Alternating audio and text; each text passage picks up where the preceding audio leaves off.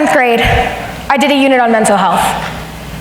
I remember taking a depression test as a part of said unit. I remember getting a number that was incredibly close to 0, which basically meant that I had absolutely nothing to worry about. I never ended up doubting it. For as long as I can remember, I was always known as the bubbly, optimistic overachiever. So I stand in front of you today with fully exposed arms for the first time in a long time, with visible and not so visible scars, with a disease I never thought I would have. How did this happen? I can guess that most of you probably don't know me that well. While my anxiety tells me that all of you hate me, I can guess that most of you probably just barely know I exist. I stand in front of you today not to ask for your pity, not to ask for your worry, not to ask for you to even form your own opinions of me yet, but for your eyes and your ears as I tell you something that everybody needs to hear. It is no secret that there is a massive stigma around mental health.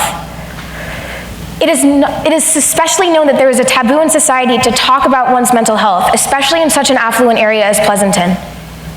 If I could do anything with my life, I would work to change that. Because despite this massive stigma that prevents people from talking about it, 1 in 5 people suffer from mental illness. What happens is that we tend to group all mental illness into one big issue, but this should not be the case. There are so many different types, so many different people, and so many different stories to tell. Understanding the importance of this, I'm going to tell you my story. I grew up in the picture-perfect life, with kind, loving parents, and a sister I loved and cared greatly for. I did well in school, all A's for the most part, except math. And I had a group of tight-knit friends that I cared greatly for. But for as long as I can remember, I always felt like I didn't belong. I always hated the way that I was, the way that I acted, the way that I looked, the way that I walked, the way that I talked, etc., etc.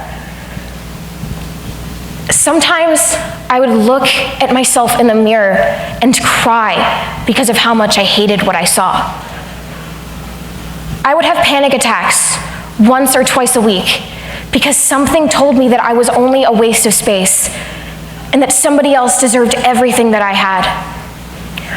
When I had been fighting this war with myself for years and I just wanted a form of relief, I made myself bleed. As I put a bandage over the fresh cut, I began to spiral because I could only think of what the consequences would be. I looked at myself in the mirror, trying to wipe away my tears, and I heard something say, "Look at her, going to pass this all off for attention." And it only made everything worse. I knew in that moment that I could never tell anybody what I was going through because it was all my fault. After a while, I hate to admit it, it became a routine. Despite how self-destructive the habit was, it felt like my only form of escape. Months after the first incident, my dad walked into my room and I wasn't wearing a long-sleeve shirt.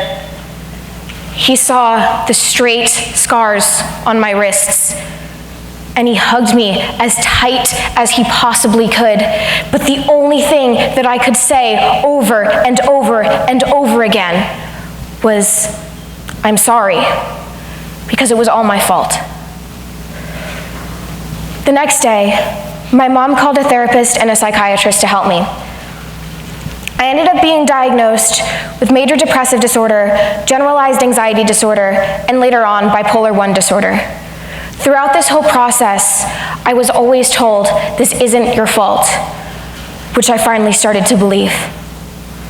As a final end to my story, I work to advocate for mental health and topics about mental health specifically. Talking with so many different people about these issues has helped me to understand the importance of telling one's story, which is why I shared the intense details of mine. Looking at this, there's a couple messages I want for people to get. The first is a message to those who are struggling. Depression affects many of us, some of us in ways that we won't admit. 1 in 12 college students have admitted to making a suicide plan, and 13 out of every 1,000 have attempted it. And 15 out of every 100 people have admitted to harming themselves more than once. It is no secret that people will hide what they're going through because they blame themselves and they feel as if they don't have a right to what they feel. This simply isn't the case. Mental illness is an illness. It is something that is out of your control.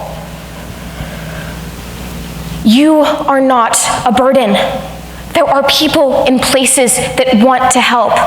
I can guarantee that there is somebody in your life that wants you to be happy and wants you here. Material things and relationships can always be recovered, but a lost life never can. The second message is that struggling might not always be obvious.